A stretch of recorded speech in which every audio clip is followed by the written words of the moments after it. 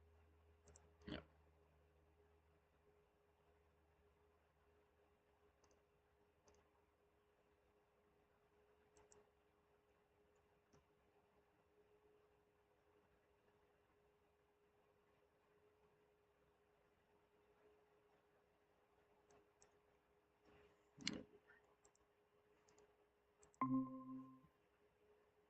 Oh. Hello, Amy. Hello, hello. Are you ready on your uh, first Yeah. official? Getting it figured out. Oh, take your time. I'm gonna get my coffee. Okay. Oh, that's what I need is my second cup of coffee. This is my third. I usually get two in the morning, but if I need to go on in the afternoon, I take another cup. I tell you.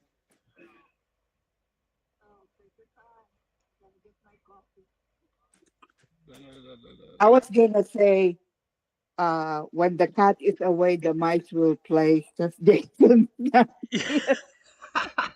That's the plan. I was like, okay, we have our own platform today.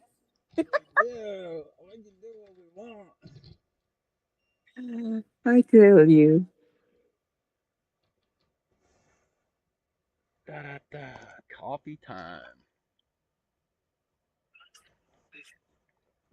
Man, yeah, I just ran into an old Discord friend and they're still doing education and now they're teaching people not just Web3 tools, but trying to get into AI tooling too. So I was like, all my Web3, all my old Web3 friends that are still around that made it through the bear market, they're into AI now. I tell you. Uh, I appreciate the fact that, when I first know Jason, I get confused when he piles things up.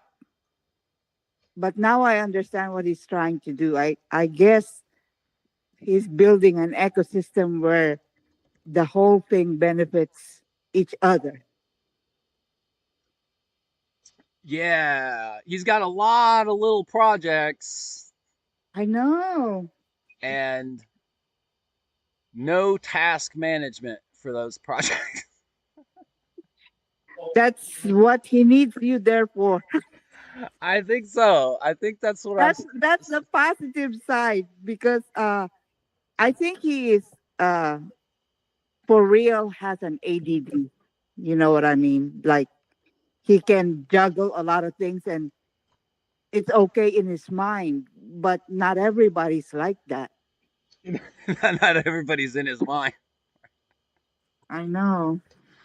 Well, I'm the same way too. Like, I think I'm better at it now because I'm always aware of it and always trying to avoid it. But like, it's real easy to get caught up in abstract thinking from a systems level. Hmm. And when you're talking from a systems level, but people are working on something on the practical level, like it's not helpful to use systems and ambiguous phrases and you know buzzwords. Eventually, you got to talk on the practical level and be like, what are we doing? What are we going to do? How are we going to do it? Who's going to do it? When does it need to be done? I think that's part of the thing that's holding him back is we're moving the needle forward, but it should be in the direction it needs to go. Yeah, for sure. But I love And we're Jason. all I've ready known him for for it to go two and a in half the years. direction of creating revenue.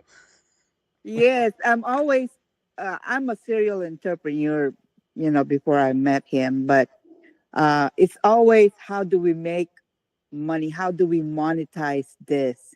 And I'm part of a lot of different projects other than what Jason is doing, and Jason has like 20. Yes. But we are focused on one or two things. That's it, and we move the needle forward doing those one of two things. And until that's monetized, because I'm part of a dev team that once we monetize this first project, we're moving on to the next project. You know what I mean? Yeah. It's not all floating in the air like you're juggling 10 projects and none of them makes money. you know it's just not my thing. I was told before when I was learning how to be an entrepreneur, if your business, your idea is not making money in 6 months, you need to rethink what's going on. Yeah. So because you can only have, like, what did they call this, if you are really tight on the budget as a startup, uh you need to make sure that that money stretched at least 6 months, because after that you're gonna be out of money. But Jason is good with his trade. See, he has deep pockets right now. Yeah. Well, yeah. Yep. No, I definitely would like to get on some projects that pay. Uh, DWeb has a social media coordinator job um, Hmm. that's available, and I'll probably be filling out that application this week. That's good. And There's probably a lot of Web3 jobs, but there's also a lot of scam Web3 jobs, so be careful. yeah, no, I don't know if you're familiar with DWeb, but they basically have local, they use like meetup.com and create local groups that Hmm. engage their local community about the decentralized web, about Web3. Oh, Like that's, okay. and essentially they haven't So, been they haven't had anybody managing their social media across all their groups for a year, right? They got this position open, but now with almost, the AI tooling, what I can do is I can pull the information from each of these local groups and yeah, and at do minimum. a whole month post automated. Yeah, or most of that process, right? I can, you Yes, know, and if they're good writing, for you. yeah. So it's like I think it'll be, yeah, I'm gonna apply for it. Um, I'm gonna see. I might rewrite the job description and then propose to Yonks maybe that he hires me. Yeah, why um, not? yeah, I think so. It'd be nice. Hmm. But Go yeah, for it. essentially pulling in information across different local communities, being able Hmm. to have my AI agent, even just a chat GPT agent, Hmm. reorganize that information, create a detailed report, create a blog post, and all that is uh, is the power of these tools. So Yep. we shall I am see. glad that you're learning the AI stuff and applying it. That's how it should be, though. you need to know how to monetize the skill that you learn. Yeah, that's what So I'm not good at. I'm good at developing the skills. I'm good at teaching people the skills, but need I'm to not good you at getting paid for the skills. I'm actually, I know I have some symptoms of ADD because I can juggle a lot of things, but Jason is on another level. Yeah. Well, so that's like, I mean, I think that's good because that means that there's opportunities for, a project manager or Mhm. somebody that can help with production, somebody that can help with content creation. Uh, Absolutely. so did you have any specific questions or stuff you want to check out? Um, I I do want to learn what is the step by step process on how to do that bot trading and what's the minimum amount that I can use right now. so with I thought you were gonna live stream. That's why I was waiting for you to get that together. But we um can. yeah, well there's some things about trading bots. So like there's there's bots and then there's introducing AIs into into your portfolio management process, Hmm. right? What at this time without paying for, well, again, you have to remember that like Are you they paying for yours right now? paying for what? Are you paying for your bots right now? I Um, mean, I'm to I'm use paying them I'm paying for some applications and some APIs. Um, to do your trading. no, not to do my Okay. trading, just to use like the tools that I have. But like the AI agent at this time isn't just going to be managing your portfolio. Hmm. In the For somebody that wants to manage their portfolio, first they got to decide what their portfolio is. You got to decide what you want to do with that portfolio.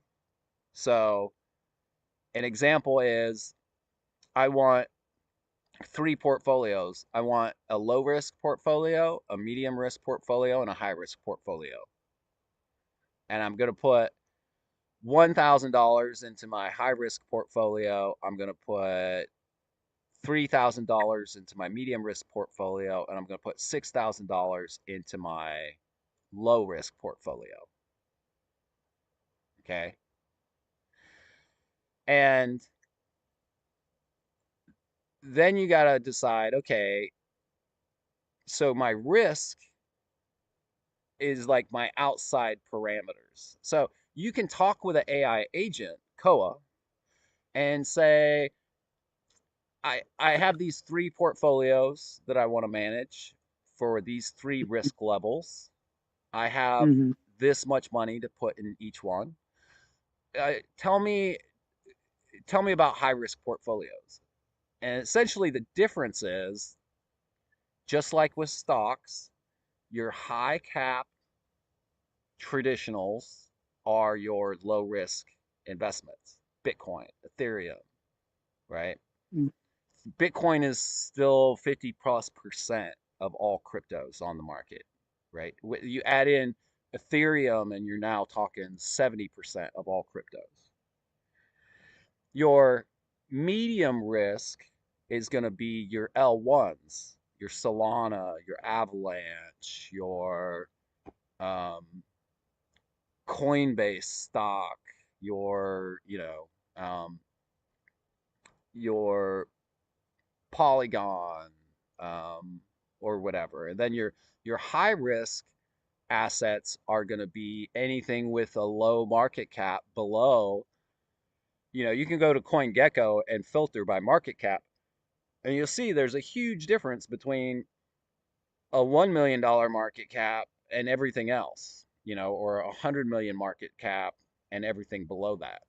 So you can then ask Koa, like, okay, what are the safest high risk um, crypto assets? And in if your low risk is like Ethereum and Bitcoin, and your medium risk is your L1s that are tested, right? Avalanche, Polygon, Base. Your high risk is going to be individual projects on the L2s or the L1s, right? A new project spins up. This, uh, your meme coins, right? Mm-hmm. Doge and Shiba and Pepe may now actually be considered like a medium risk asset, right? And then all your other meme coins are, whatever. Nihao, Mm-hmm. mechanical cupcakes, whatever's trending. And Koa And will. when you're making money on the ups and downs of the market, don't you choose a more volatile kind of uh, project? That way you make money when it goes up and down? It doesn't have to be volatile, but Okay. you do want to assess the volatility, because Bitcoin, even though it's more volatile, right? So in the big stock world, Bitcoin, well, Bitcoin's like your seventh largest market cap project in the world right now. So you could actually put Bitcoin in the top 10 of Fortune 500 companies, right? But Mm-hmm. Bitcoin traditionally, because it only has what, 10, 12 years of history, that's is considered a high risk asset. Oh, okay, okay, okay. So So in traditional finance, it is, right? in traditional finance, right? So if you have a portfolio, right, you're going to have your maybe your retirement assets, mostly stocks, 90% Fortune 500 companies, and you're going to have just a sprinkling of, low high risk stuff. Mm-hmm. And you're going to have a lower yield of return. But so your low risk portfolio is designed to just beat inflation. Does that make Mm-hmm. sense? Huh? The yield that you generate from your low risk investments is designed to beat inflation. And inflation is what percent? Right now, it's like 2 to 4%. They're trying to get it, It- and you have to remember that the CPI that's produced by the U.S. is actually lower than real CPI. There's a couple other websites you can use to determine what the true CPI is. Every president basically comes in and adjusts what they use to measure CPI so that inflation always sounds better than it is. So But it's do what? manipulated, right? Yeah, right. They want to look good, so right, that's what they do.